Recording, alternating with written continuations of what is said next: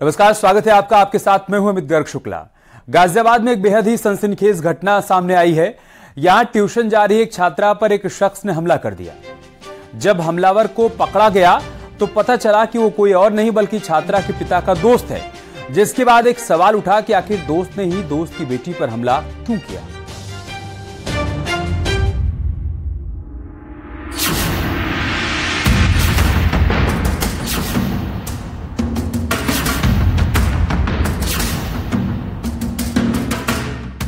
नौवीं की छात्रा पर जानलेवा हमला कर भाग रहा ये सिरफिरा शौकीन है। ये तस्वीरें गाजियाबाद के मोदीनगर की, जहां ऐसी वारदात सामने आई है जिसने हर किसी को सन्न कर दिया। आज जब एक 9वीं क्लास की 16 साल की नाबालिग छात्रा घर से जैसे ही कोचिंग के लिए निकली, पड़ोस में ही रहने वाले शौकीन नामक युवक ने उस पर तलवार से जानलेवा हमला कर दिया। हालांकि आनंद फानन में उस बच्ची को अस्पताल में भर्ती कराया गया है, जहां उसका इलाज चल रहा है। वहीं दूसरी ओर भीड़ ने शौकीन की जमकर पिटाई की और उसके बाद पुलिस के हवाले भी कर दिया। गुरुवार की शाम ट्यूशन जा रही 9वीं की छात्रा पर तलवार से हमला कर दिया, जिससे छात्रा गंभीर रूप से घायल हो गई। छात्रा की चीख सुनकर लोगों ने आरोपी को दौड़कर पकड़ लिया और उसकी जमकर पिटाई की, फिर पुलिस के हवाले कर दिया। लेकिन यहीं से पुलिस के सामने सवाल उठ खड़ा हुआ कि आखिर पिता के दोस्त ने ही बेटी पर हमला क्यों किया। हालांकि नाबालिग छात्रा को अस्पताल में इलाज के लिए भर्ती कर दिया गया है। वहीं हिरासत में लिए गए शौकीन को जैसे ही पुलिस अस्पताल में डॉक्टरी कराने के लिए लेके गई, वहीं पर शौकीन ने पुलिस की पिस्टल छीनकर वहां से भागने की कोशिश की। इतना ही नहीं, शौकीन ने पुलिस पर फायरिंग भी कर दी। जवाबी कार्रवाई करते हुए पुलिस ने भी जब फायरिंग की तो गोली शौकीन के पैर में लगी। हमला छात्रा के पिता के दोस्त ने किया। उसने छात्रा पर वार क्यों किया, इसकी वजह पता नहीं चल सकी, लेकिन ये जरूर पता चला कि छात्रा के पिता संजय रंगाई पुताई का काम करते हैं। संजय की बड़ी बेटी 15 वर्षीय दिव्या 9वीं में पढ़ाई करती है। पड़ोस में रहने वाला 35 वर्षीय शौकीन संजय का साथी है। उन्हीं के साथ रंगाई पुताई का काम करता है। इसी के चलते दोनों का एक दूसरे के घर आना जाना था। लोगों की माने तो शौकीन संजय की बेटी को अपनी बेटी की तरह मानता था और उसे डर था कि उसकी मुंह बोली बेटी किसी गलत संगत में बिगड़ न जाए। 16 वर्षीय युवती रहती हैं। उनके पड़ोस में ही रहने वाले एक 35 वर्षीय शौकीन नामक व्यक्ति द्वारा जब ये जो जिसका इनके घर पे खाना पीना था, जो कि इनके पिता के साथ ही मजदूरी का कार्य करता था, उसके द्वारा शाम करीब 3 से 4 बजे के बीच में एक धारदार हथियार से वार करने की सूचना पुलिस को प्राप्त हुई। हालांकि संजय भी इस बात को समझ नहीं पा रहा है कि उसका इतना जिगरी दोस्त भला उसकी बेटी की जान का दुश्मन कैसे और क्यों बन गया। धारदार हथियार से हमला किया है। किसने किया? ये शौकीन नाम का लड़का है सर। कहाँ रहता है? ये जगतपुरी रहता है। किस कारण से किया इसने इस घटना? ये तो कारण सर जी नहीं पता होगा, मैं तो काम पे था सर जी। हाँ सर जी, जब हमारे साथ काम करता था तो आना जाना तो था ही। अभी तक घटना का पता नहीं लगा करा कि उसने? ना सर जी, हमें नहीं पता उसके दिमाग में क्या है। घटना से जुड़ा एक सीसीटीवी फुटेज भी सामने आया है, जिसमें आरोपी तलवार लेकर भागता हुआ नजर आ रहा है। जानकारी के मुताबिक गुरुवार की शाम करीब 4 बजे दिव्या घर से कोचिंग के लिए निकली थी। घर से कुछ ही दूर पहुंचने पर शौकीन ने उस पर तलवार से हमला कर दिया। सिर, हाथ, पैर और शरीर के अन्य हिस्सों में ताबड़तोड़ वार कर दिव्या को बुरी तरह से लहूलुहान कर दिया। फिलहाल उसका इलाज चल रहा है। युवती को अस्पताल में भर्ती कराया गया। जो आरोपी है उसको गिरफ्तार किया जा चुका है और कड़ी सी कड़ी धाराओं में मुकदमा पंजीकृत करके उसके विरुद्ध जो भी सख्त से सख्त कानूनी कार्रवाई होगी वो सुनिश्चित की जाएगी। पुलिस ने आरोपी शौकीन को गिरफ्तार कर लिया है और मामले की जांच की जा रही है। गाजियाबाद से न्यूज़ 18 के लिए अमित राणा की रिपोर्ट।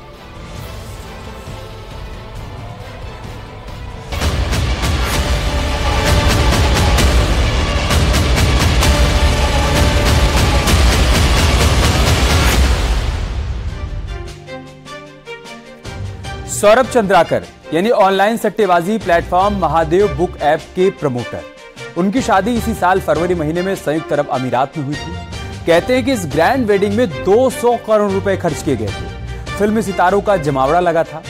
अब इस वेडिंग में शामिल हुई बॉलीवुड हस्तियों पर ईडी की तलवार लटक रही। क्यों? क्योंकि आरोप है कि इन स्टार्स और पूरी शादी पर जो 200 करोड़ रुपए खर्च किए गए थे, उसका भुगतान हवाला के जरिए किया गया था। क्या है पूरी कहानी, एक रिपोर्ट के जरिए आपको समझाते हैं।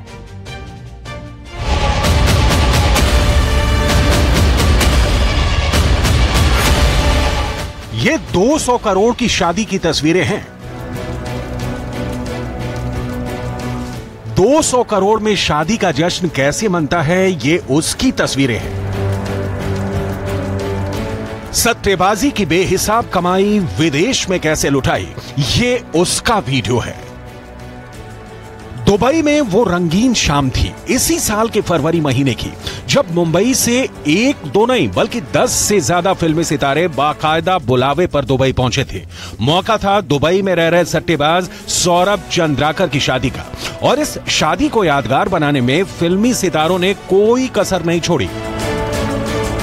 शादी में डेकोरेशन से लेकर हर एक कार्यक्रम के लिए अलग अलग थीम सजाई गई थी।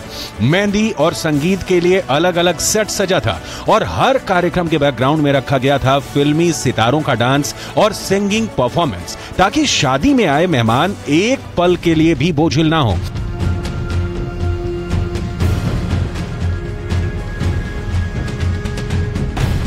लेकिन सट्टेबाज की शादी में 4 चांद लगाने गए बॉलीवुड के फिल्मी सितारे अब खुद गर्दिश में नजर आने लगे हैं। महादेव बैटिंग ऐप मामले की जांच कर रही जांच एजेंसी ईडी ने 14 फिल्मी कलाकारों को पूछताछ के लिए समन्स जारी किया है। इनमें एक्टर रणबीर कपूर का भी नाम शामिल है। अभिनेत्री श्रद्धा कपूर को भी इस मामले में ईडी ने पूछताछ के लिए बुलाया है।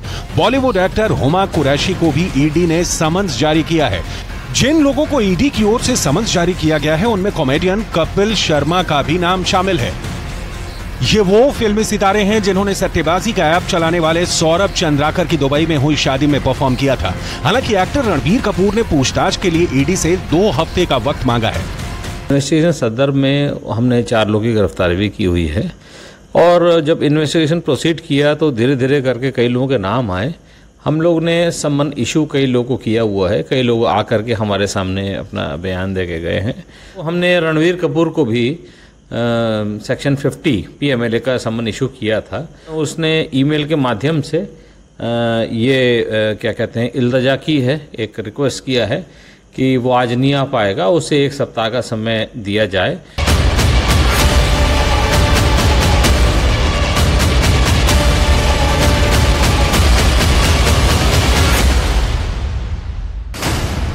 जांच एजेंसी को शक है कि इन सभी सेलिब्रिटीज को कैश में पेमेंट की गई थी। इस शादी में करीब 200 करोड़ रुपए कैश में खर्च होने का अनुमान लगाया गया है। कुछ दिन पहले ही ईडी ने महादेव ऐप केस में कई शहरों में छापेमारी भी की थी। मुंबई और भोपाल के अलावा कोलकाता में बड़ी छापेमारी की थी। मुंबई के कुछ अंगाड़िया के यहाँ छापेमारी की गई थी। आरोप है कि इन अंगाड़िया ने ही हवाला के जरिए करोड़ों की रकम दुबई ट्रांसफर की थी। ईडी सूत्रों के मुताबिक महादेव बैटिंग ऐप के मालिक सौरभ चंद्राकर ने अपनी शादी में 14 बॉलीवुड सेलिब्रिटी को बुलाया था। बताया जा रहा है कि सभी बॉलीवुड सेलिब्रिटी प्राइवेट जेट के जरिए दुबई पहुंची थी। ईडी सूत्रों का यह भी मानना है कि सभी इवेंट कंपनी और कलाकारों को हवाला के जरिए पैसे दिए गए हैं। यही वजह है कि अब ईडी के रडार पर 14 सेलिब्रिटी हैं। ये महादेव ऑनलाइन ऐप में हुई छापेमारी की तस्वीरें हैं, जिसमें देश के कई शहरों में बड़ी मात्रा में कैश बरामद हुआ है। सूत्रों का दावा है कि ईडी ने पिछले दिनों दिल्ली और मुंबई में मौजूद फिल्मी सितारों के मैनेजरों के यहां छापेमारी की थी, जिसमें करीब 2.5 करोड़ रुपए जब्त किए गए हैं। जांच एजेंसी को शक है कि सौरभ चंद्राकर की ग्रैंड शादी के लिए जिस इवेंट मैनेजमेंट कंपनी को हायर किया गया था, उसको 112 करोड़ रुपए हवाला चैनल के जरिए कैश में पे किया गया था। इसी कंपनी ने शादी में परफॉर्म करने वाले सेलिब्रिटीज को उनकी फीस कैश में दी थी, जिसका हिसाब किताब कंपनी के परिसर में छापेमारी के दौरान एजेंसी के हाथ लगी है। और अब इसके पीछे के सच का पता लगाने के लिए ईडी फिल्मी सितारों से पूछताछ करेगी। इन सबके बीच महादेव बैटिंग ऐप केस के मुख्य आरोपी सौरभ चंद्राकर के खिलाफ लुकआउट नोटिस जारी हो चुका है। सूत्रों के मुताबिक फिलहाल आरोपी सौरभ चंद्राकर दुबई में छुपा बैठा है।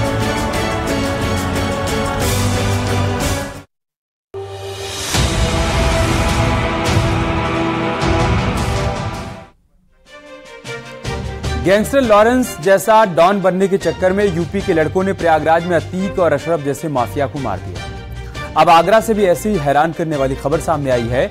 यहाँ नाबालिग लड़कों ने लॉरेंस बनने के चक्कर में अपने टीचर को गोली मार दी। इतना ही नहीं, वीडियो बनाया और धमकी दी कि अभी तो एक ही गोली मारी है, अभी 39 गोली मारना बाकी है। कैसे गोली दई बैठा है कैसे कर गो कैसे गिरे फरो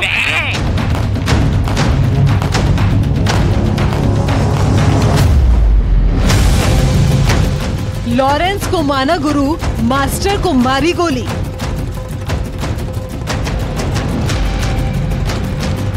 स्कूल से निकली नाबालिग गैंगस्टर टोली। हाँ सच्चा कैसे गोली दई बैठा है कैसे कर कैसे गिरे फरो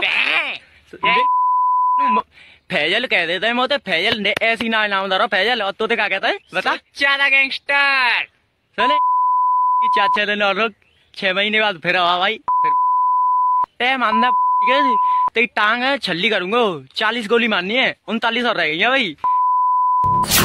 सुना आपने 40 गोली मारनी है 40 गोली मारनी है 39 और रह गई है भाई। एक मार दी 39 अभी बाकी है। कैसे गिरे फरो पर क्यों और किसे ये भी तो सुनिए। रोल निभाया और मेरे दोस्त ने फैजल का रोल निभाया और हमने दहशत फैलाने के लिए एक वीडियो अपलोड कर दी और फिर हम उसके बाद खनौली आ रहे थे और हमें खनौली की पुलिस ने पकड़ लिया है और हम आपसे माफ़ी मांगते हैं, हमें माफ़ कर दो और हमें जल्दी से जल्दी रिहाई दिला दो। स्कूल जाने की उम्र में ये लड़के बंदूक और गोलियों से खेलने का शौक रखते हैं। गैंगस्टर लॉरेंस बिश्नोई को अपना गुरु मानते हैं। हद तो तब हो गई जब अपने क्रिमिनल गुरु को फॉलो करते हुए स्कूल वाले गुरुजी के पैर में गोली मार दी। वैसे तो गुरु का दर्जा बहुत बड़ा होता है, लेकिन इसी दर्जे को तार तार किया आगरा के 2 छात्रों ने। मामूली बात को लेकर उन्होंने अपने टीचर के पैर में गोली मार दी, जिससे वह घायल हो गया और अस्पताल में भर्ती है। इतना ही नहीं, गोली मारने के बाद दोनों छात्रों ने सोशल मीडिया पे एक वीडियो और वायरल किया, जिसमें वे काफी खुश दिखाई दे रहे हैं और टीचर के 39 गोली और मारने की बात करते हुए नजर आ रहे हैं। पूरा मामला थाना खांदोली क्षेत्र का है। बीते गुरुवार को 2 छात्रों ने टीचर सुमित के पैर में गोली मार दी थी। आरोप था कि टीचर सुमित का भाई योगेंद्र एक लड़की के टच में था, जिससे एक छात्र प्यार करता था। इसी के चलते गुस्से में आकर योगेंद्र की जगह उसके भाई टीचर सुमित को गोली मार दी और खौफ फैलाने के लिए एक वीडियो बनाकर सोशल मीडिया पर वायरल कर दिया। लेकिन अगले ही पल पुलिस आरोपियों तक पहुंच गई। आया और मेरे तरुण दोस्त ने उसको गोली मार दी। फिर हम उसके बाद भाग गए। फिर हमने लॉरेंस बिश्नोई की वीडियो देखते थे, हम उससे प्रभावित होकर घटना के बाद पुलिस ने न सिर्फ FIR दर्ज की, बल्कि दोनों आरोपियों को धर दबोचा। पता चला कि एक आरोपी तो बालिग है, लेकिन दूसरा नाबालिग। हैरत की बात तो ये है कि दोनों आरोपियों ने गैंगस्टर के नाम पर अपने नाम रखे थे। एक तो खुद को फैसल खान मानता था, फिल्म वासेपुर वाला फैसल। हाँ सच्चा कैसे गोली दई बैठा है कैसे कर कैसे गिरे फरो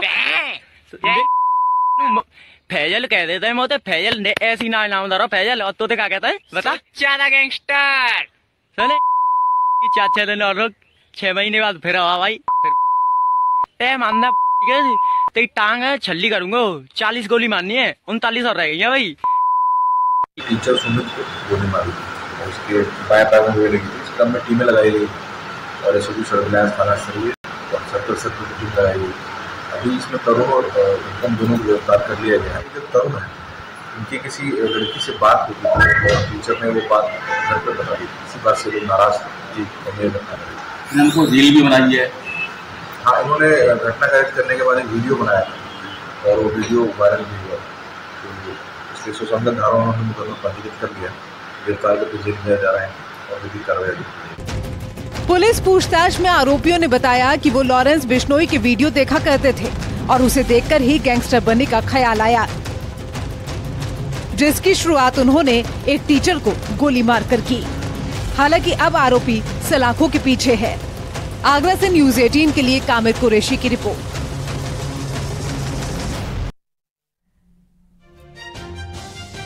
और अब बात करते हैं एक बड़ी खबर की, जो देहरादून से। उत्तर प्रदेश के सीएम योगी आदित्यनाथ ने उत्तराखंड के मुख्यमंत्री पुष्कर सिंह धामी से मुलाकात की है। सीएम योगी 3 दिन के उत्तराखंड के दौरे पर हैं। आज ही सीएम योगी देहरादून पहुंचे हैं। कल सीएम योगी नरेंद्र नगर में बीजेपी के मध्य क्षेत्र की बैठक में शामिल होंगे। इस बैठक में केंद्रीय गृह मंत्री अमित शाह भी शिरकत करेंगे, लेकिन इससे पहले आज सीएम पुष्कर सिंह धामी से उनकी मुलाकात हुई है। सीएम आवास पर पहुंचे हैं मुख्यमंत्री योगी आदित्यनाथ, और कैसे उनका स्वागत किया गया है सीएम पुष्कर सिंह धामी के आवास पर पहुंचने पर, उसकी एक्सक्लूसिव तस्वीरें इस वक्त आप न्यूज 18 उत्तर प्रदेश उत्तराखंड पर देख पा रहे हैं। तो कल अहम बैठक में उनको शामिल होना है। उसके बाद उनको बाबा केदार के दर्शन के लिए भी जाना है, बद्री विशाल के भी दर्शन करेंगे।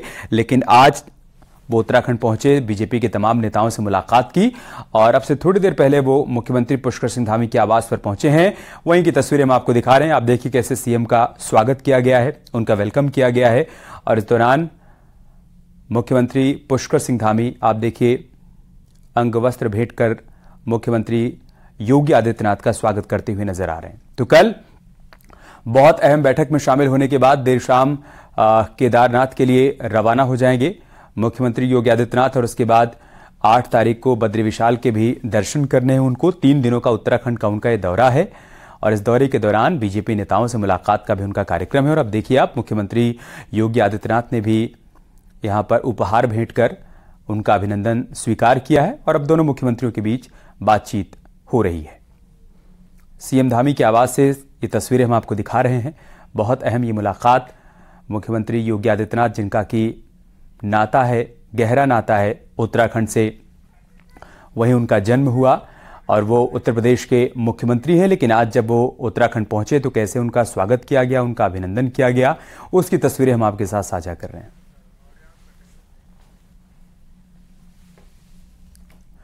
यहां रुक रहे हैं एक छोटे से ब्रेक के लिए, जल्द लौटेंगे कुछ और खबरों के साथ।